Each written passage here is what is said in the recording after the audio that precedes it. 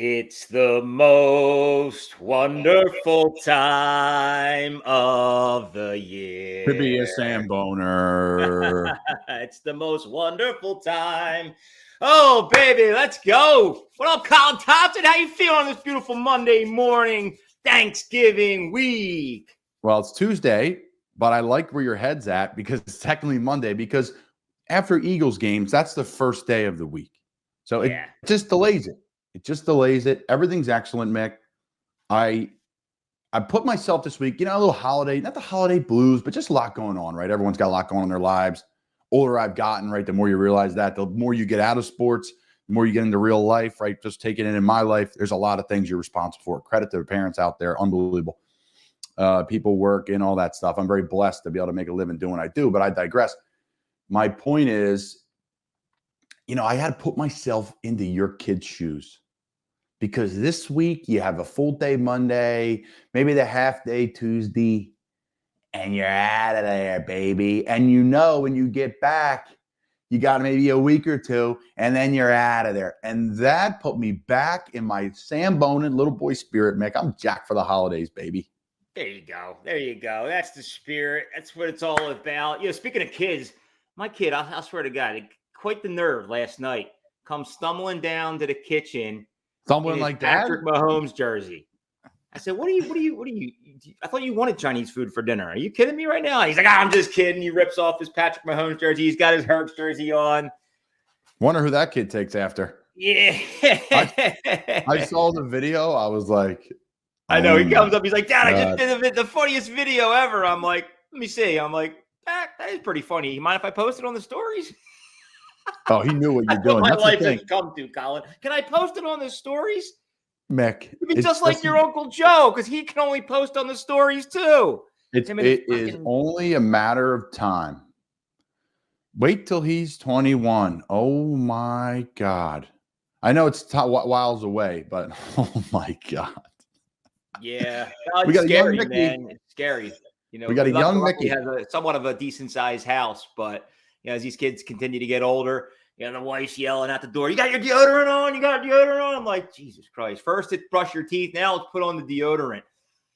Dude, you're going to be sitting on your back. You're going to be sitting on the back patio in Seattle, and you're going to be hearing him and the boys in the front yard shotgunning beers so they go out, and you're just going to be shaking your head like, oh, doggy. You've raised him, especially in this world where we got to be 10% more of yourself because you're always on camera. He sees that. That's my dad. Yeah, well, he's been able to soak it in pretty well. I think he had at the tailgate, shout out to Dave Wes, Feeding Time. He's pumping content for the Eagles and Maniac and those guys. Hey, Braden, take a quick video of your dad and I shotgunning a beer. I'm like, that's my son. Like, whatever. It's good. Listen, I grew up on a bar stool, man. I learned a ton. What to do, what not to do. And then you're going to get in those situations when you're older and you're like 21, 20 or whatever, you're sneaking in and your buddies are doing something stupid.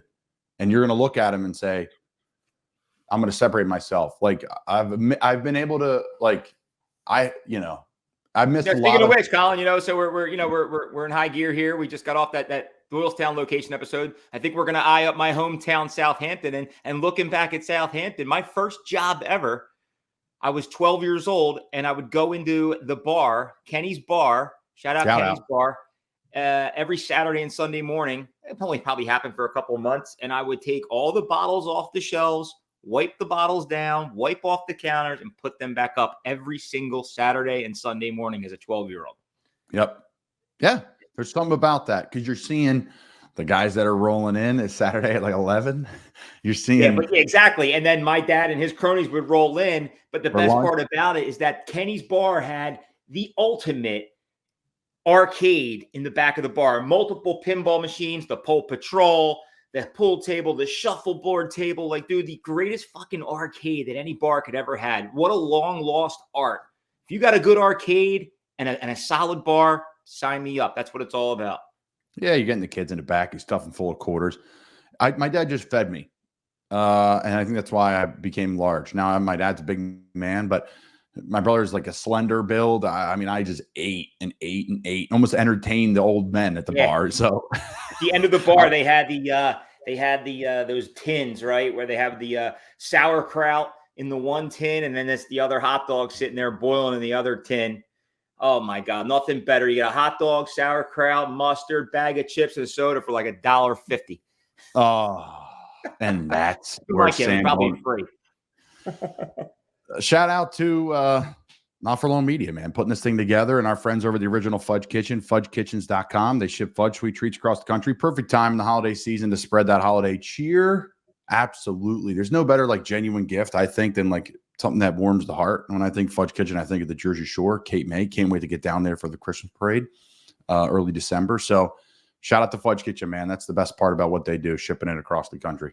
Yeah, no, and you're absolutely right, man. This is, you know, we always talk about on this show, like, you know, best time of the year as a sports fan, or just best time of the year as just an individual, you know, but we all, you know, you and I are cut from the same cloth. So we've grown up living through the 4 seasons.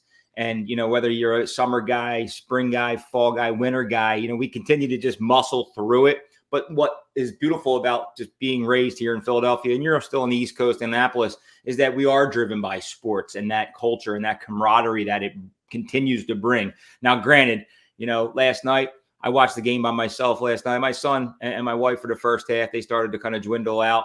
You know, it isn't easy watching a game, a Monday night game amongst the 2 best teams in the league. But, you know, you just do it. You know, you sit there, you lock in, and you get focused, and you kind of narrow in on what's right, what's wrong. And that was one interesting game. But before we get into that, man, like, you know, if there is no better time, right? Your beloved Birds are 9-1. The Sixers look decent. The Flyers look good. And then Thanksgiving week is here, and it's just an awesome time for family and friends to gather around and you know, just get after it, right? Like, what's that night before Thanksgiving, right? That might be one of the biggest party nights of the entire year. Thanksgiving Eve. Rookie night, right? I think it's like my dad's like, it's for the rookies, for the rookies. What's the difference? They're all the same. I'm like, all right, Dad, I get it. But maybe not. Nah, man, looking back, my days, you remember the Ben Elbow? Oh, the old McGurk. Well, the new McGurks back in the day, the Fort Washington used to be called the Ben Elbow, and that's where everybody went. Everybody went. You could find my wife dancing on stage. No, I'm just kidding. Probably. It was wild. It was wild. Mike Gill has decided to join us this morning. What's up, Mike? In the flesh. We had our, what's that? In the flesh, Mike Gill. In the flesh. I saw you in the flesh twice the other on the weekend. It was nice. I was outside handing out turkeys to our listeners. I totally forgot that at 9:00 we had listeners come that were in need, and we were handing out turkeys today for the radio station for Thanksgiving. So I was doing some civic duty stuff today. But speaking of the Wednesday before Thanksgiving there, Samboner, we're having the biggest party of the year, our annual 99 bottles party. I think Colin Thompson was a part of one of those. This is the biggest party we do the night before Thanksgiving. We're having a big old banger, Samboner Mick. 99 bottles of beer on the wall. 99 bottles of beer. You take one down, you pass it around. 98 bottles of beer on the wall. Talk to us, Mike. What's it all about? So 99 bottles is a concept I came up with. 99 bottles and 99 different pairs of tickets. So we enter 99 people on the air. Then we have a big party, and everybody who entered on the radio, 99 people, they all pick a bottle. And every bottle has a sticker on the bottom, has a pair of tickets attached to them. It could be Eagles club box seats, Flyers tickets. We have a Phillies trip to Baltimore to go see the Phillies play the Orioles at Camden Yards. We've got 2 club box seats for Eagles Giants and Eagles Cardinals. We've got Sixers Flyers. We've got concerts. You know, Green Day and Smashing Pumpkins are playing at Citizens Bank Park. I got pairs of that. So 99 different pairs of tickets. Everybody who enters wins a pair of tickets to something. It's pretty cool. I was able to do some radio down there with Mike, and he invited me to that. Now, Mick, I know you guys have the family stuff up there, but for whatever reason, you guys are like, we're going to the shore for Thanksgiving, which I know is, you know, probably not realistic. You got family the whole 9. But if you're ever down the shore, what's up? We go the day after. Yeah, you go the day after. But on Wednesday night, this event is tremendous. Like, I mean, I would pump it anyway for Mike, but I've actually experienced it. The bar's packed. They're announcing winners. Mike and I are like doing radio, and you're talking about the big party and the whole 9, and then you cut off a radio, and then we're like announcing winners, and people are winning like all these tickets like no word of a lie. So it's a fantastic event. Where's it at this year, Mike? Same place as it was before? No, we're at the Anchorage in Summers Point, the old world famous Anchorage. Yeah, Dude, baby. First time we've been there. They got new ownership. So we're going to pack the place today. Again, 99 people enter. So you figure 99 qualifiers, plus they bring a friend. You're talking about over 200 people probably at this joint tomorrow getting ready for this. And then right around 5:30, we'll get on the mic and start, basically in the order you show up is how we call you out. So if you're the first person there, you have 99 bottles to pick from. You just don't know what pair of tickets is under the bottle. So if you pull a bottle, you might be like, oh, I want Eagles tickets. Or you might pull it and we got some lesser tickets. But Philadelphia Soul tickets. Yeah. R.I.P. Yeah. I think Anchorage, dude. You gotta love the Anchorage. One of my favorite Jersey Shore bars. Wow. Who knew? I love it. I love it. They have a sign on the wall. It's the initial for everything that you basically, I'm going to give it away. But if I told you, would you buy me a beer? Yep. You see that, Mike? And you sit there the whole entire time trying to figure out what that means. And that person continues to say, if I told you, would you buy me a beer? And basically, it's the first initial of everything he said. Yeah. If I told you, would you buy me a beer? And it's all those letters, and you have no idea what he's talking about. And that's exactly what he's saying. Now they got new ownership. Sitting there going, what are you talking about? I have no idea what you mean. I got to go. Ownership, so I don't know what the decor in there looks like, but I'm looking forward to it. It's been a busy week. I've been out on the road 3 days this week with remote, so I'm a little spent. Plus, I had a weekend in Annapolis. Colin Thompson, thanks for not joining us. Yeah, well, I showed up. If you want to, I knew I was waiting for you to rip me because you showed up at my house all ripped up, sunburnt, telling the same story 4 times over. I mean, this guy was hurting at the house. Now, I will say this. I just woke up for a nap. I was planning to go out all day. Ended up not working out, and that's life. But you can't start all day if you don't start in the morning. Mike started in the morning, and the sun got the best of him, and then he went home and took a nap. Yeah. So I mean, what's this nap talk? I don't know. We got there Friday night, and we got up real early Saturday because we changed hotels to move closer to the downtown. Then we went over to the stadium. We got to the tailgate area about 9:30, 10 o'clock. And then, the game's at noon. You're out there. The sun's blasted on you all day. You're having a couple of cold ones starting at 9:30 in the morning. By the time that game's over, it's about 3:30 out in the sun. Well, my buddy, nice of Colin, he let him park at his house. Well, Colin was telling me they lived in Annapolis. I didn't realize he lived in Annapolis, like 5 miles away from the stadium. So we walked from the visitor's side. We were on the visitor's side. I live right across the street from the stadium. But on the Navy side, we were on the ECU side. So you had to walk around the stadium, across the street, down. So by the time we got there, it was a long day. Did you get them for $50, Colin? $50 a day? Charging? I should have been. No, it was good. It was a good time. It was good to see Mikey, and then I saw him at breakfast the next morning. My wife and I. We go to breakfast the next morning, and here we are sitting on the street, no conversation, didn't connect. And then my girlfriend says, hey, there's Colin Thompson. Just happens to be walking down the street in the middle of Annapolis while we're having breakfast there. Samboner. Yeah, right. There's Colin. Yeah, I went with a chili omelet. How about that? Oh, that was paying dividends on the ride home. Woo, baby. Funny you say that, Mike. I just had a chili omelet. He was talking about the chili last week, so I had to get right over my head.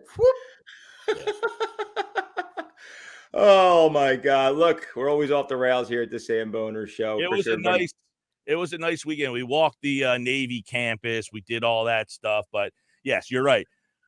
The sun beat us up. We went back to the hotel, and probably that was all. But I'll tell you this, Colin Thompson, if I would have kept on going, I would have been fine. It was the fact that the walking and then the stopping and then the walking back, that's what hit me. Folks, we're talking like quarter-mile, half-mile walks here, just so everyone's clear on this. I'm just painting a picture for everybody. Whoever thinks you're like walking the Sahara Desert here. Beautiful fall day. He's happy. It's a good town. The Navy campus is beautiful, and lots to talk about today. I'm ready to go, Mick. I'm ready to talk. Yeah. There is lots to talk about. It's an awesome week. It's a holiday season edition here of the Samboner Show Weekend Shakedown. Look, we got to do it on Tuesday. We cannot shake down the weekend until our beloved birds. Well, my beloved birds, Mike's beloved birds. I don't know what Colin calls himself anymore, but the birds. Whoo, man! They steal another victory here in this hard-fought NFL football league. You just never know what to expect. It's one of the most unpredictable leagues in all of professional sports. But you know what? You got to grind it out. You got to grind it out to the very end. You saw that across the league. These games are just never over until the fat lady sings. 15 days without football. You almost didn't think that they were prepared, but at the end of the day, the conditions were not great. Almost kind of like in the Super Bowl, everybody was complaining about the Eagles and the turf and the spikes. You almost could think the same for the Chiefs and their gloves, because they were dropping passes left and right. To that extent, they dropped a potential game-winning touchdown. Hey, That said, we continue. What? He repaid Quez Watkins for his drop, so now they're all even. Yeah. I guess you could say that.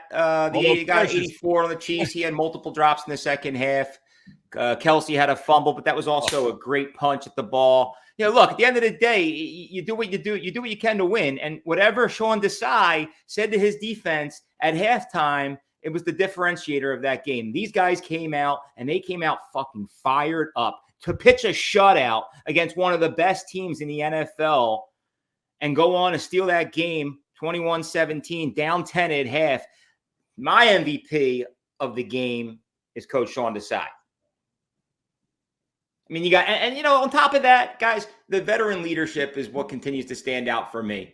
Guys like Jason Kelsey, guys like Lane Giant, guys like Fletcher Cox, guys like Brandon Graham. I heard a stat this morning. Brandon Graham just tied David Akers as pretty much playing the most games for any NFL team for playing with the Eagles. And next week, he'll be the number one guy. So, I was just my kid was at Dick's earlier. He got a chance to meet LaShawn McCoy over the weekend.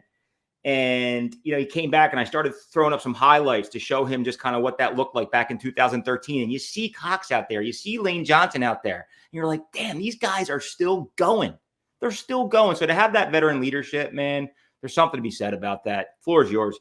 Yeah, I think there's great points by Mick. I think the core four, right? Cox, Graham, Lane, Kelsey, is about as good as you're going to get when you're talking about building a team around really important positions. Obviously, you have the quarterback position needs to be figured out, but some teams have that guy at safety or a linebacker. But in this modern day football, and it really never has changed, you need defensive linemen and offensive linemen that are going to be dominant at times. I thought if you want to go to the offensive line and my thoughts on the game, I thought there were some times they gave him some tricky looks, Kansas City, and the Eagles O-line didn't handle it that well. But I did say this. I talked to Mike on his show, and the one thing I challenged the Eagles was, can we get some designer runs instead of our normal inside zone RPO? And the Eagles did that. They're pulling tackles. They're pulling Kelsey. They're doing some quarterback runs if the looks are right.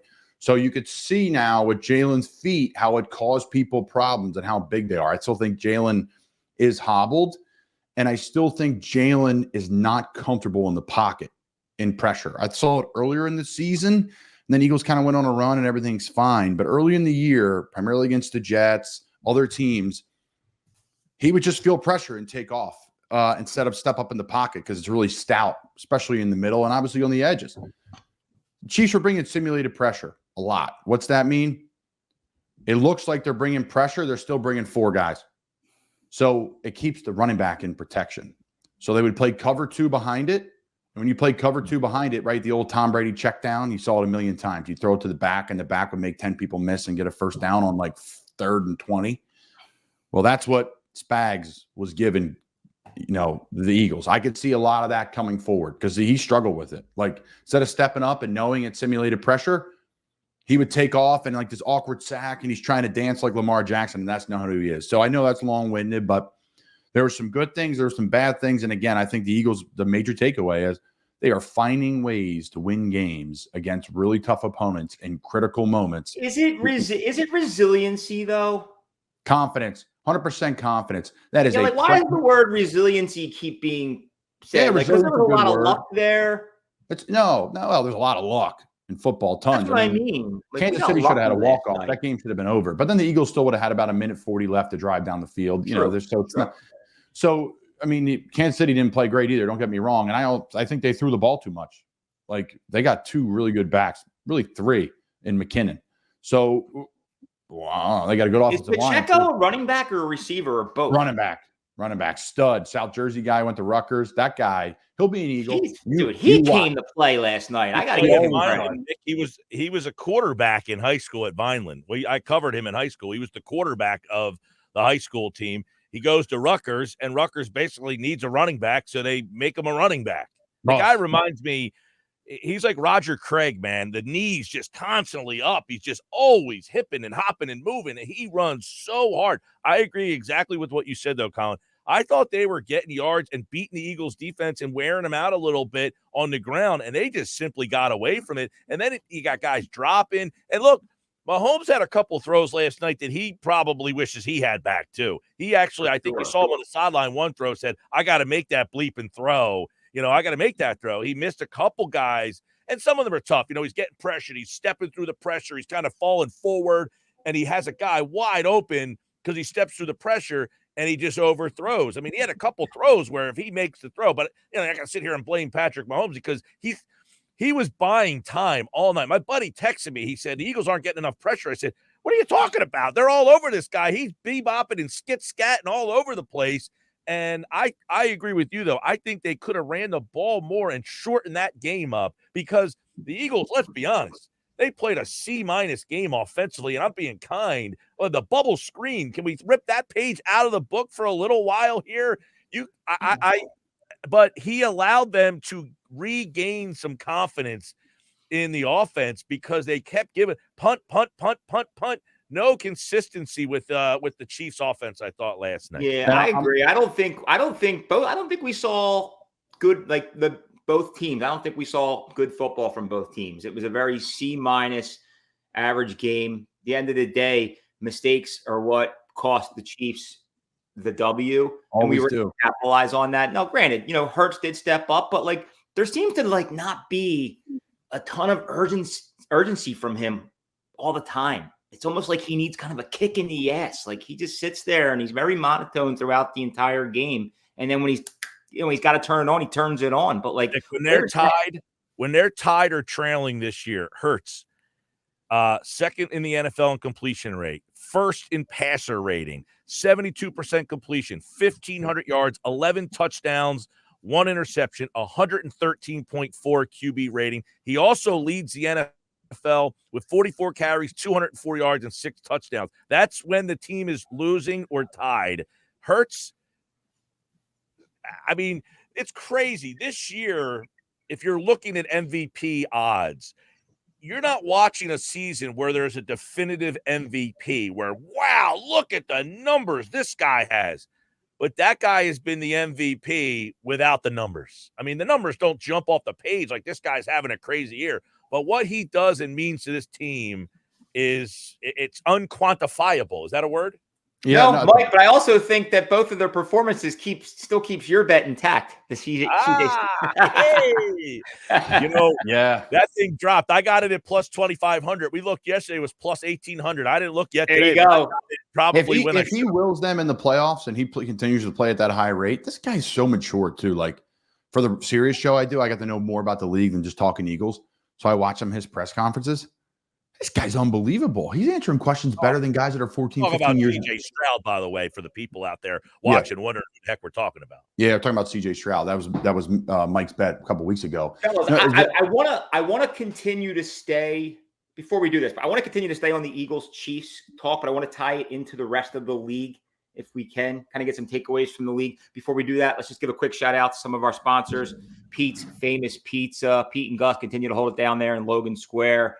Fairmount, just slinging all kinds of good, chicken cheesesteaks. Their pizza continues to amaze me. We stop in there with the family from time to time. Again, we talked about the Strombolis at the Big Tailgate. Everybody was Samboner the Strombolis, top-notch food. And then in addition to that, they're also franchising what we call Moustaki's, authentic gyros, not gyros. Great, just authentic Greek food, Greek pizza, Greek gyros. Right there in Fishtown, another one in Logan Square, Center City. These guys continue to grow, continue to evolve. Just very passionate about their food. I'm telling you, give these guys a try. And if you're looking to perhaps get into the business, great franchise opportunities for both Pete's Famous Pizza and Mustaki. But again, guys, this game was the feature game in the league. I think there were some other good games that were on tap. Again, it's tough. We all have our families. We're all running crazy. Mike, you were traveling. Colin, you were sleeping. But at the same time, talk to me about what you see around the rest of this league. Last episode, last Monday, we talked about, is there enough parity in this NFL? Yes, there is, but it's segmented, right? There's like 4 or 5 elite teams, and then there's the rest of the league. But the rest of the league continues to kind of make these continued surprises, like the Detroit Lions and the who am I leaving off here? The Cleveland Browns. Like the Cleveland Browns are 7-3. The Detroit Lions are 8-2. Talk to me about what else you're seeing in the league, and talk to me about, do you think we're going to get to a point where the parity is actually much stronger, and it's any's team to win this league? I think we'll see it in the playoffs. I don't know if we'll see it before.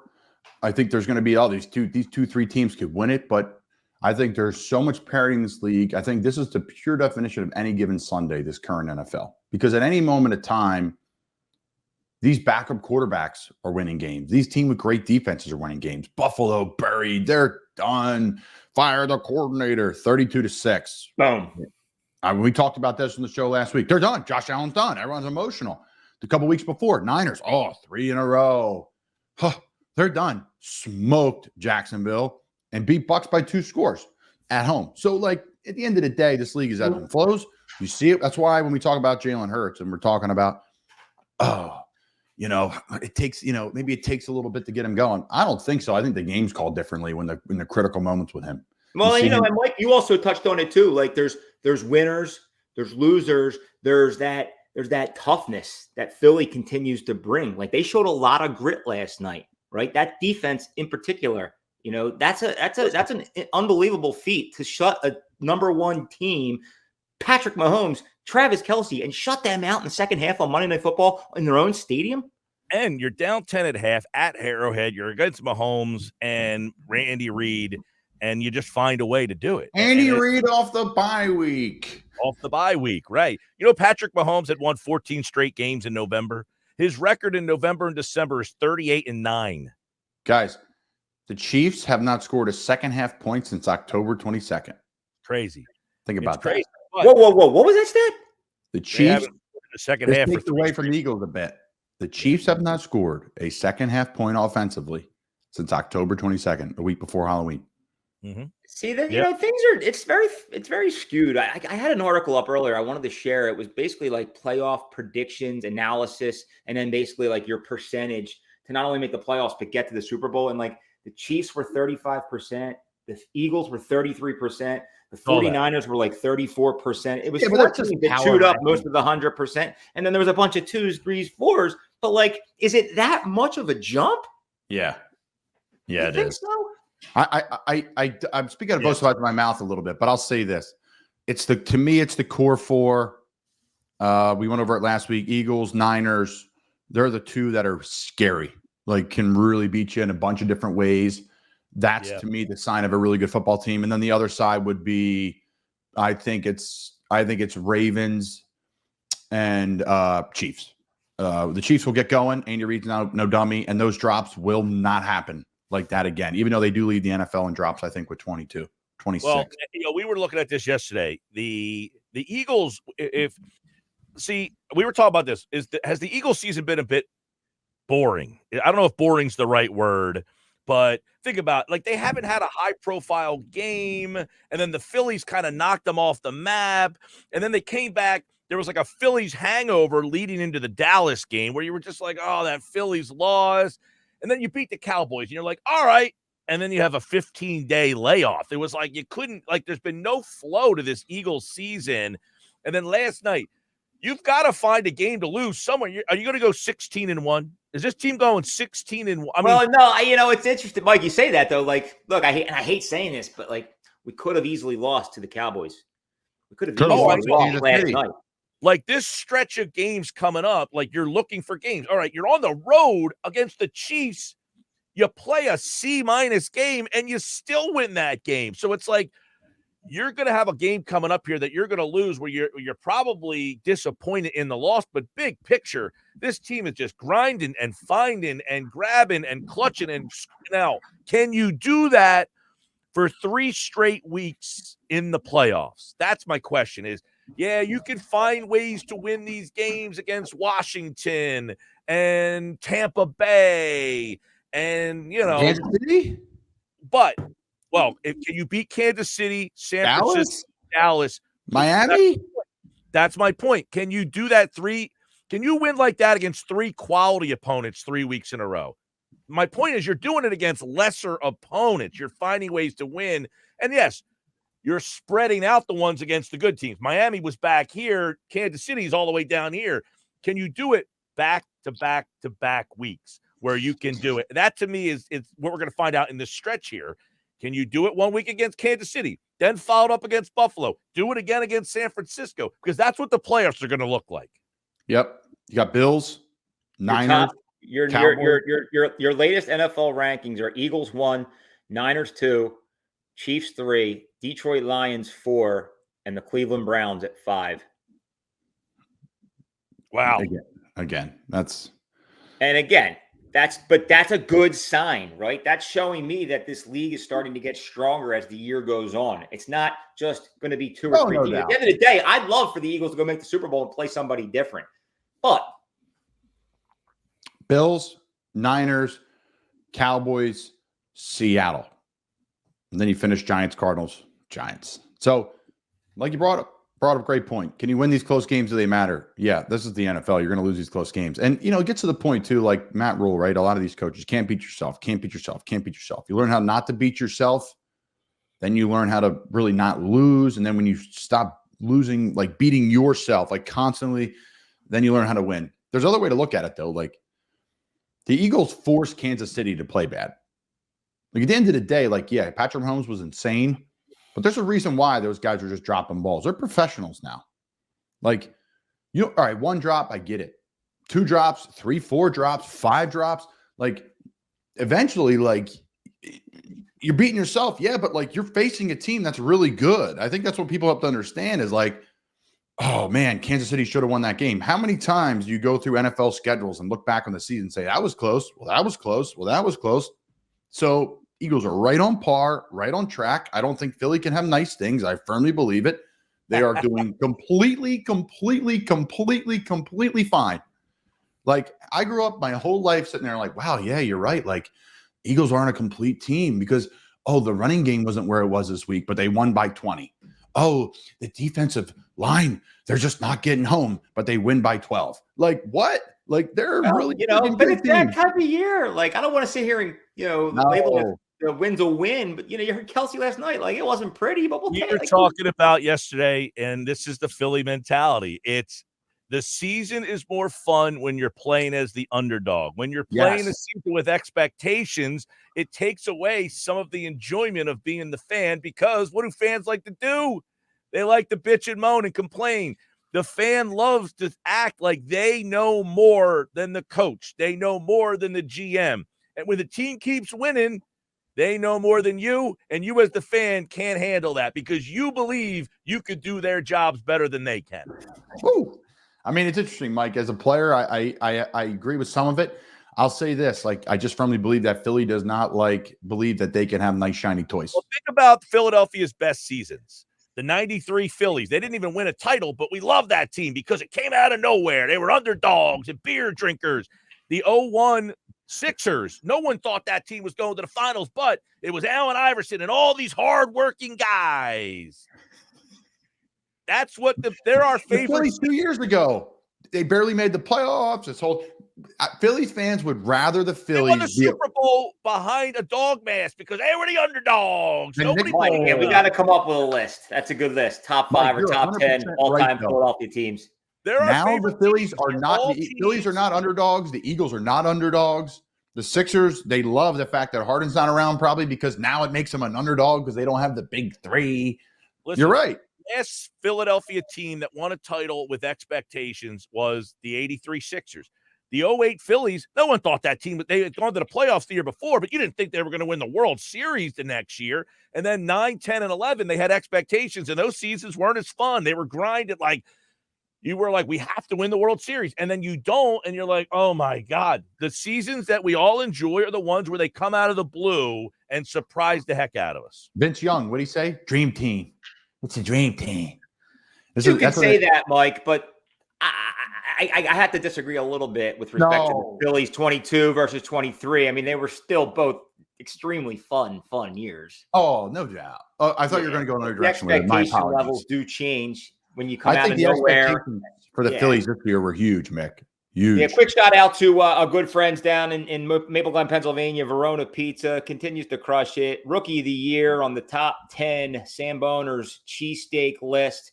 Every right to be in contention for the top 10, but Verona Pizza right there, Maple Glen, Pennsylvania, continues to just absolutely dominate the suburban cheesesteak game. Now, granted, can't discount Bucks County and our friends at Lucatelli's and Berardi Brothers and so forth, but Verona Pizza, if you haven't tried it yet, get out there. It's an unbelievable time to just get your Sambone on. It's Thanksgiving, right? It's hoodie season. We all deserve a couple extra, you know where I'm going with that. But at the end of the day, can't thank you enough for all the support. Verona Pizza, Maple Glen, Pennsylvania.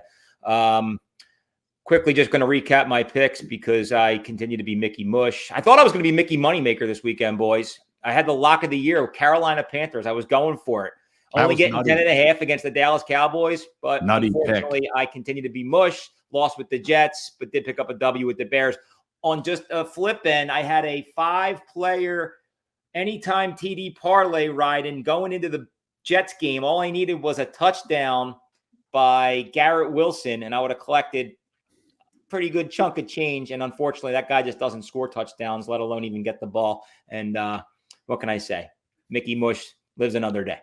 Hey, I don't bet because just for the pure fact that, I'm an NFL free agent, I can bet on anything. And if you're an NFL player, you can bet on anything but the NFL. So just come to me before you talk through this stuff, because I listened to your show and you're talking Carolina, Dallas. First off, help me understand. The Cowboys were minus 17.5 against the Giants the week prior. And then that game was in Dallas. This game was in Carolina. In the Carolina Panthers, and they're only minus 10.5. How did that happen? Game was at Carolina. They're on the road. Last week they're at home. 8 points is not it's 3. Guys, it's a home game for the Dallas Cowboys in Carolina. There's no Panthers fans there. I played there. When the Eagles came to town, we went silent. It's too easy. It shouldn't be that easy. Nick, take the goggles off of the guy from Delco watching highlights and just pull which is fine too. No, Colin. I don't have goggles on. I'm basically the guy. I'm in the minority. 100 people or 99 people took Cowboys. I'm the only guy that took the Carolina Panthers. I want to be the bookie. There's a reason bookie's bookie. I want to be the bookie. How'd that work out for you? They work out well, but I'm still up. I'm in the plus. I'm in the red, baby. Hey, listen, I'm on a heater right now. 8-1 the last 3 weeks. 8-1 my last 3 weeks here. So I'm on the heater right now, leading into the Thanksgiving break here. Mike, I'm going to actually put you on the hot seat here for the next couple categories as we wind down another weekend shakedown with our good friends, Mr. Mike Gill, Mr. Colin Thompson. Nothing but a ton of fun here at the Samboner Show. Colin, you're going to get a kick out of this one. Our good friend Aaron Nola is coming back to the Philadelphia Phillies, signs a 7-year deal, $170 million. And here's the kicker, Colin. Sounds like he's turning down money from other clubs. Can you believe that? He came to Philadelphia and he's going to make less than he could have. I believe it. I think the one thing about these pitchers, he was a first-round pick, so he already made a ton of money. He signed another deal, so already made a ton of money. And then this is a unique situation where he has a chance to cash in for the third time. Welcome to Major League Baseball. I love the move for the Phils because even if he's good for 2 to 3 years, it's worth it. You're all in right now anyways. It's going to be a nightmare probably in about 5 to 6 years for the Phillies, right? Because they have all those contracts backloaded, but there's no salary cap, so they can do what they want. So everyone's going to get hung up on the number and 100 million. Doesn't matter. It does not matter in baseball. Well, hold on real quick. On that note, though, Colin, baseball-wise, he did not make a ton of money early. Like, he was making – in 2015, his salary was $207,000. Yeah, but what's the signing bonus when he was a rookie? 3.3. Okay. Yeah. Right, I'm saying. That's when you're 21 years old. But hold on. We said this last time. Like 100 – okay, so you're – what I don't know the numbers. Like what did he turn down, like 20 million? 10 million? Then you got to listen, uproot your family. The way this works out in baseball, they are now stretching these contracts out to 7 years so they can sprinkle it out and keep the average salary down so these owners can stay under the taxes. They don't want to pay the taxes. So they'll say, we'll pay you for 7 years. You're going to be 38 years old at the end of that thing. Here's what I don't like. All right. This might be a little controversial maybe, but Bryce Harper, who's Mr. Philly, everybody loves him. I want to be in Philly. I don't want to be traded. No trade clause, no opt-outs, 13-year deal. Well, now his agent's calling and says he wants to get paid more money. No. You said you want to be here. We gave you 13 years.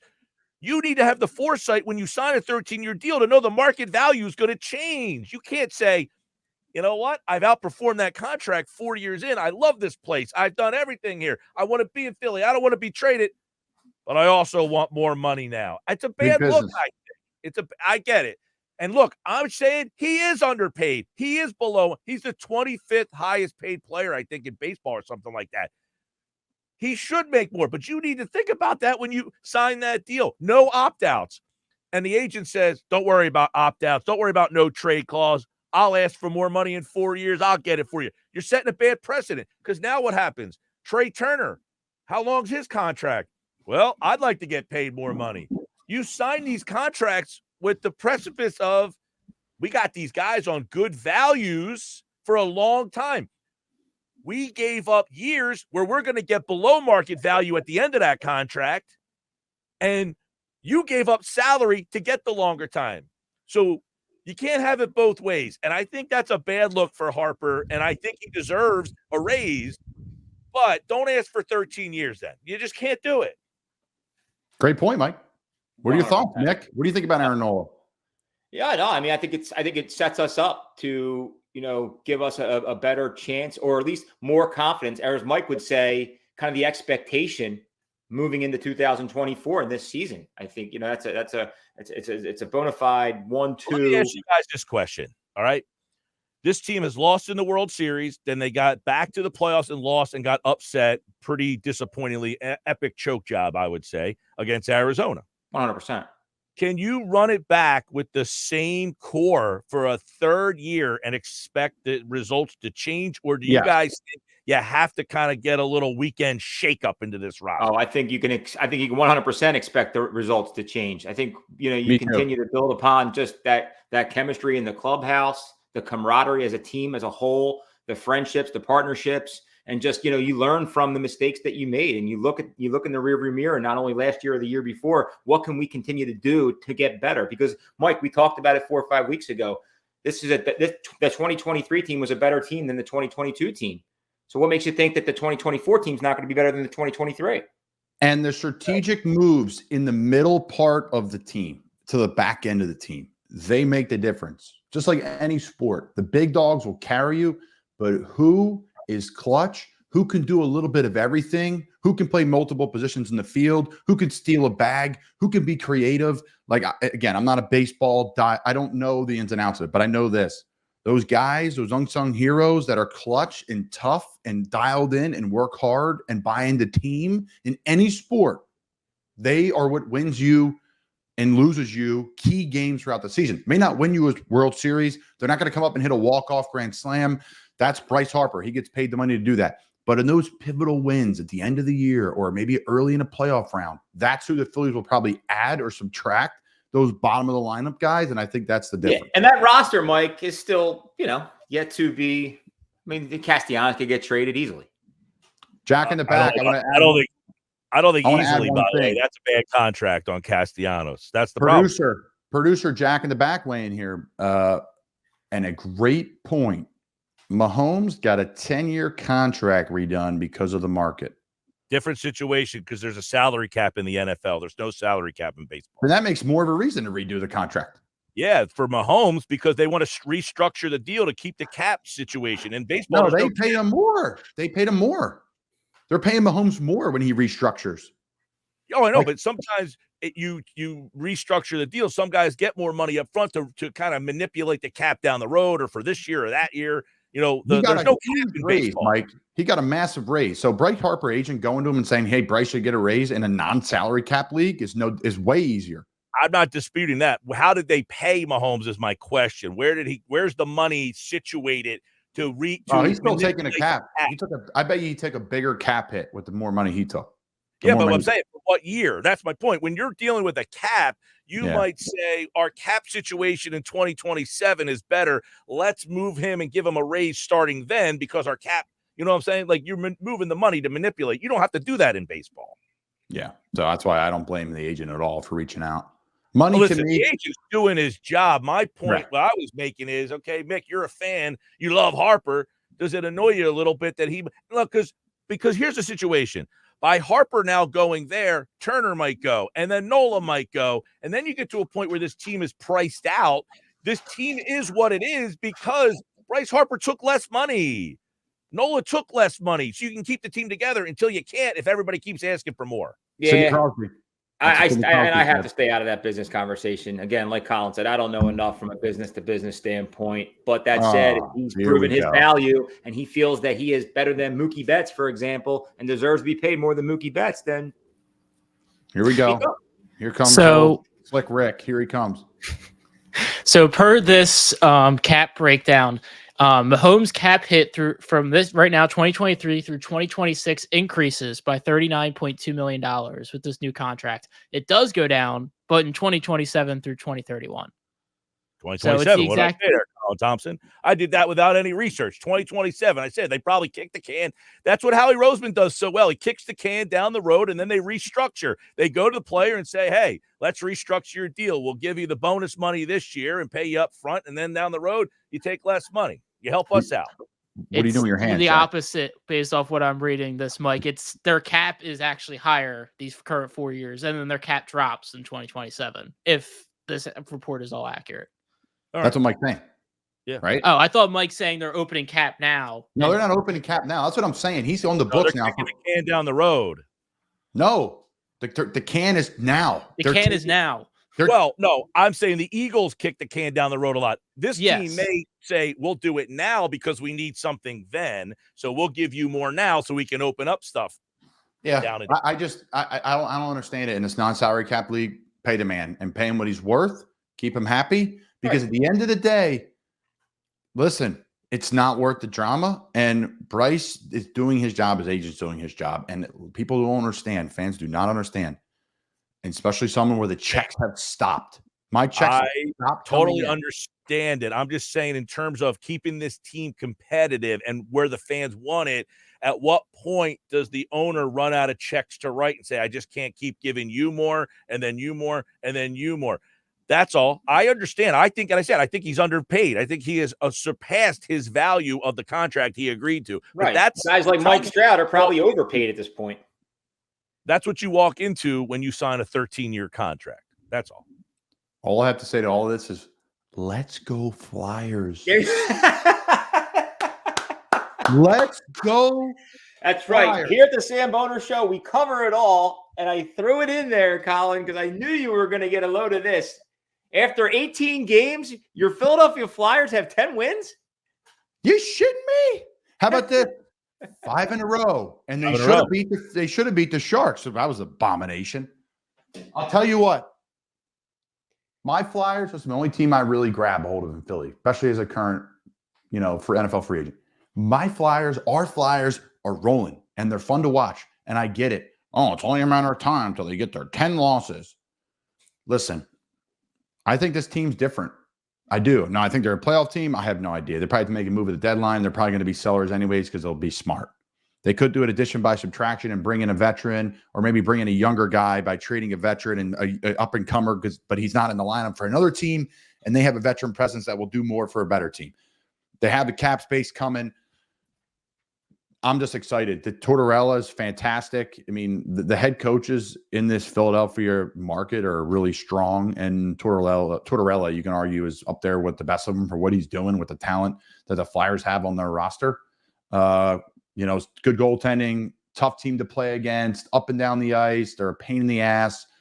There's more people going into the arena there, so I'm excited. It's good stuff. I know the Flyers are work with you guys there, Mike. It's probably going to be good for you guys. You know, people listen to the game on the radio. I love it. Yeah, we carry the Flyers. We are a Flyers affiliate, and yeah, they've won 5 in a row. Farabee, I think, is the story. Is you got a young guy finally who seems to be kind of hitting some potential here. You know, Farabee's a name we've been hearing so long. He's only like 23, 24 years old. But you mentioned the goaltending. This isn't Carter Hart winning these games. Sam Ertson winning these games. For years, my whole life, the Flyers have never had a goaltender. Now they've got, you know, I like Carter Hart. They've got a couple of goaltenders now. I think the big switch here is, though, the leadership has changed for the better. They've constantly got in their own way with doing it like the Flyers Broad Street Bullies way. They tried to hold on to that for so long. And then they brought in Chuck Fletcher to try to say, hey, we're getting away from that. We're going with a hockey guy in the league. And that was a miserable mistake.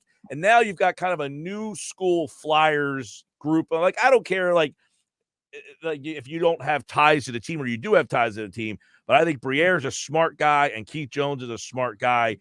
They're not Broad Street Bully Flyers. This is kind of like the new Flyers. And it looks like, hey, they finally got some sort of direction, maybe. I don't know, because you just said if they lose 10 in a row and they end up in the middle ground again, then we're going to be complaining. They're not owned by a mom and pop anymore, right? I saw it kind of happen in Carolina, right, when they traded owners. But now that at least the front office it's got their guys out there. It's respected because I listen to a ton of hockey podcasts. That's my escape during the week, is getting away from football a little bit and listen to some hockey stuff. But free agents don't want to play there. Now they do. Because they revamped the whole facility. People really respect Keith Jones and Danny Briere. So I love the direction of it. Can't wait for the future. It's trending in the right direction. There's a direction now. We're partially rebuilding, but we're also going to win along the way. I'm cool with that. So I'm excited. Yeah. Nick. I actually just got down there last Tuesday. There's a ton of buzz, man, across the entire Philadelphia sports landscape. Wells Fargo has done a better job too. We took a little tour there. We got in early, went up top to see the Bet Rivers Casino. That said, you know, like I had great tickets. Well, I didn't have great tickets. I got issued tickets for free, so I took the 2 kids down.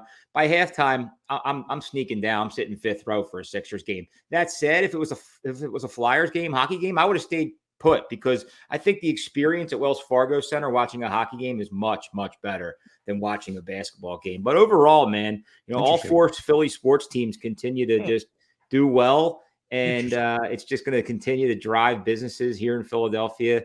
And, you know, I just was looking back, like when was the last time all 4 teams made the playoffs or even all 4 teams went to the championship? I think it was like 1980. Go ahead, Mike. That's a good point.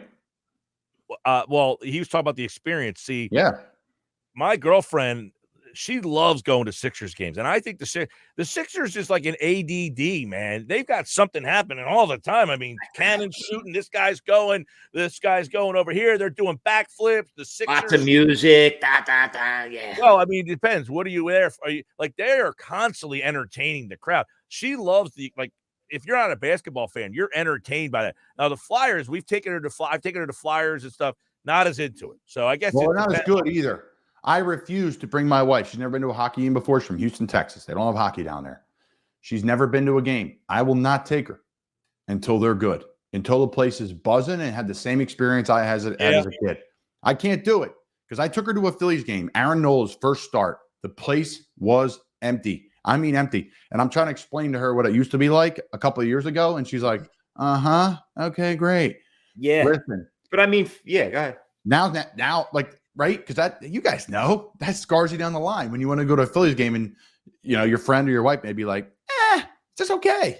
So, and it's not okay. It's electric, especially the freaking playoffs. I was there for a game this year. It was incredible. Mick went to a bunch.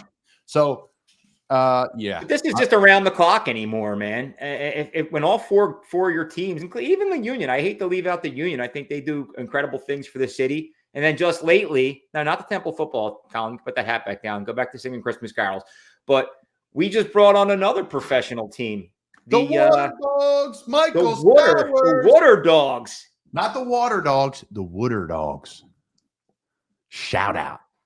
Professional lacrosse. I'll tell you what. You know what? We took the kids down to a Wings game last year, also at the Wells Fargo Center. Now, granted, there was probably a good 4,000 or 5,000 fans, but it was a great experience. Yeah, a they make great it fun. experience for the kids, and they're like the Sixers game. Like they just pump out music, they throw shit into the crowd. It's more of kind of like an entertainment grab rather than like I'm going to sit down and watch a game. Colin, you're right though. Like my girlfriend, not a baseball fan. We went to a Phillies game, kind of sit there during the regular season. I took her to Fenway for a Red Sox game. It was unbelievable. It's a party. Yeah. They're into every single pitch. It doesn't matter. They're into every pitch. And she was like, this is, but I took her to a playoff game this year. And now I asked her the other night because she's a big Sixer hoop head. We went to the East Carolina game. It was the worst college football game I ever been to in my life.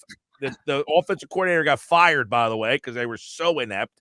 I was at a football game this weekend. It was 10-0. That was the final score of the game I went to this weekend. But you're at Navy. It's a great presentation. It was senior day. It was awesome. Flyover. The flyover. She caught the flyover perfectly. If you check out the video, I'll have to send it to you. But the playoff baseball, I asked her on Friday night. We were out having a little beer down in Annapolis. I said, all right, football, basketball, Phillies playoff baseball, which is your favorite? And I think Phillies playoff baseball has moved up the ledger now because you go to a playoff game, you're into every pitch. It's not about what's going on over here. Hold on. That's a loaded question. And it's an awesome topic for conversation because I think the Philadelphia faithful is the outlier here. And I'm going to go out on a limb here. And I'm going to kind of like take it back to the Broad Street Bullies days. If the Philadelphia Flyers were in the Stanley Cup, that Wells Fargo Center may collapse. Yep. And it would be way louder than a Sixers NBA Finals game. It really would. I completely agree. It's a great point. Which one, again, Flyers Stanley Cup Finals game. That's what I'm saying. Like this used to be a hockey town. It's not a hockey town anymore because of the process and then the Eagles and the Phillies. And granted, it's all fucking awesome. I love it. There's nothing better. Like last night, they were saying, is Arrowhead the toughest places to play in all professional sports? No. I beg to differ. I think Lincoln Financial Field is, right? Where's the toughest place to play in the MLB? I think it's Citizens Bank Park right now. I've been there. So again, it's the fan base, man. No. Well, what, Santa Claus? What do you got for us? Maybe some firsthand experience. I know you struggle when I give that to you, but I played in Kansas City. I played in Seattle. I played in New Orleans. I have not played in Philly. But it's my opinion. It goes New Orleans.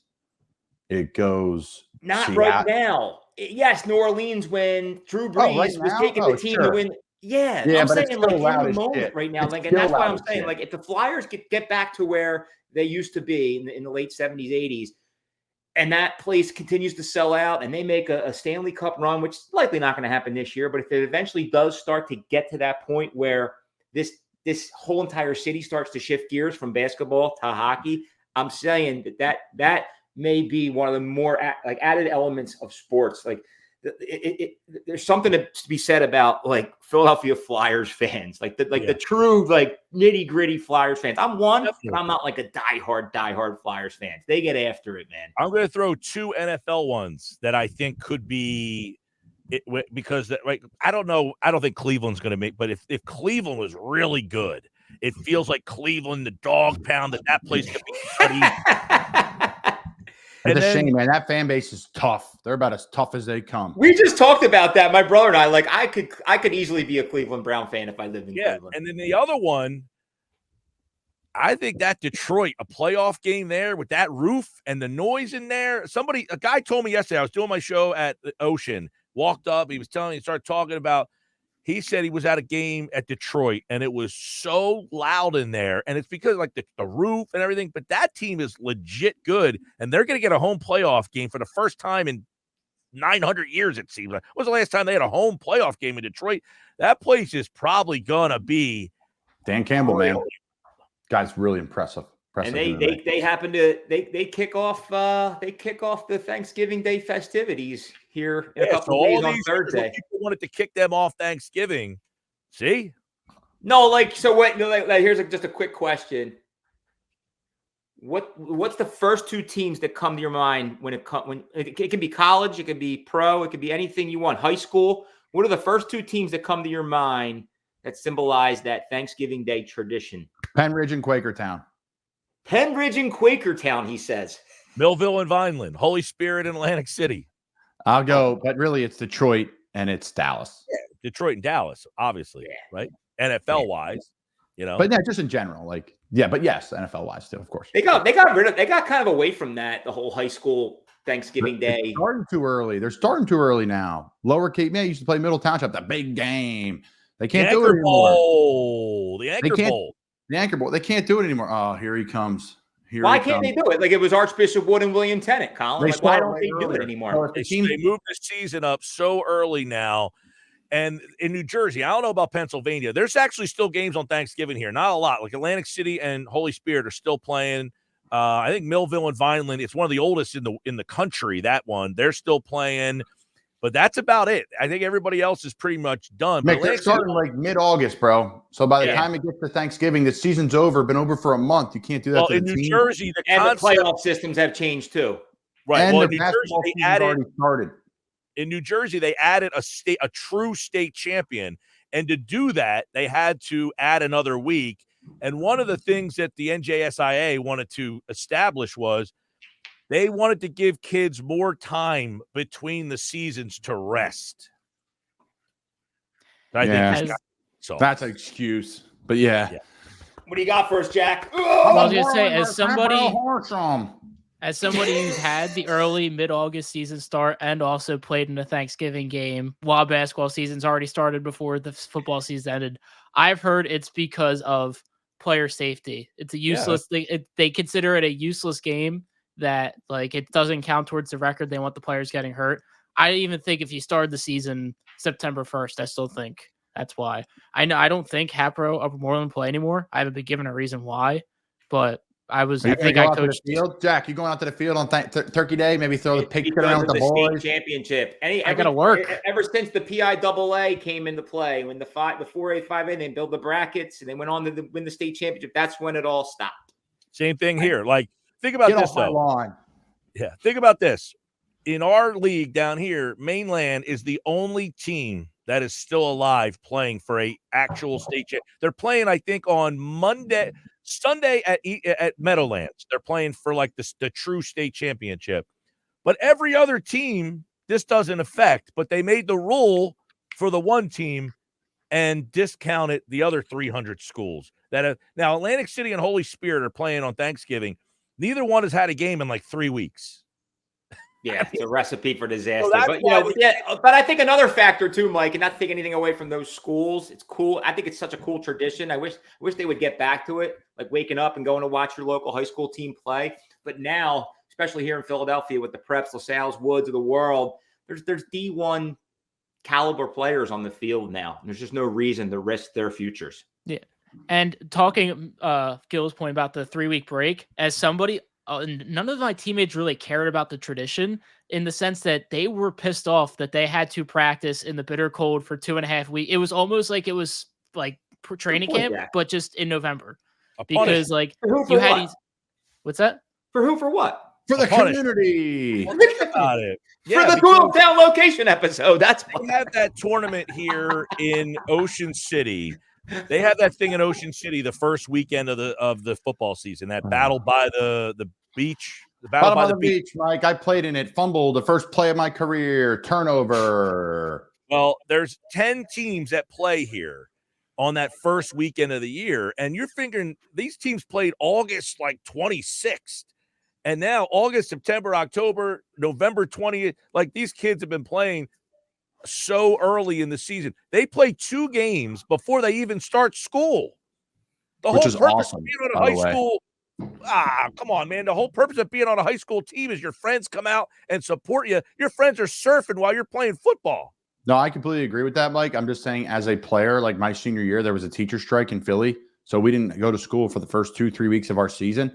It was literally like you're a college player. You sleep in, roll out of bed. We practice at night, played on the weekends. It was great. Felt like a pro. More like a pro. It also just helped for timing purposes, just because you had camp and then you had 2 weeks to sort of recover and get used to the schedule practice, and then you start school. Yeah, because we were always the first week of school was always the worst week of practice of the year. I mean, at least for us, at least. Jackie boy. Yeah, well, you know what? Like, at the Good end to of the see day, Jack. there's other traditions, right? Get out there and go play a quick game with your family, your kids. Break a leg, if you will. We used to do the green bean casserole bowl. We still have a local neighborhood turkey bowl. For the first time in NFL history, we have a Black Friday game: Dolphins versus Jets. Another money grab, but the bars will accept that very gladly. Too early. At 3 o'clock. That's ridiculous. 3 o'clock on a Friday. There's a football game. Great. Let's go do our Black Friday shopping and go get drunk. Have it at 5. Oh. Yeah, you got a good point. How about a 5 o'clock? Yeah, I mean, the West Coast, that's rough, dude. Noon. I mean, that's tough. Oh, man. But no, it doesn't get any better than this. All good things here at the Samboner Show. Great fun chopping it up. Mr. Mike Gill, Mr. Colin Thompson. The Eagles moved to 9-1. A homecoming upon us with Mr. Sean McDermott coming to town. Orland, Pennsylvania, Pride, LaSalle High School coming back for a little Thanksgiving Day homecoming. Bills, Eagles, 425 in South Philadelphia. That'll be an interesting show, because people will be probably on a not only Wednesday, Thursday, Friday, Saturday, a 4-day bender going into Sunday, 425. I might be Wednesday. Wednesday, Thursday, Friday, Saturday. That's a 5-day, Mickey. 5-day bender coming Wednesday at you. Night. How about a turkey? Take a nap. Deal with Take your a nap.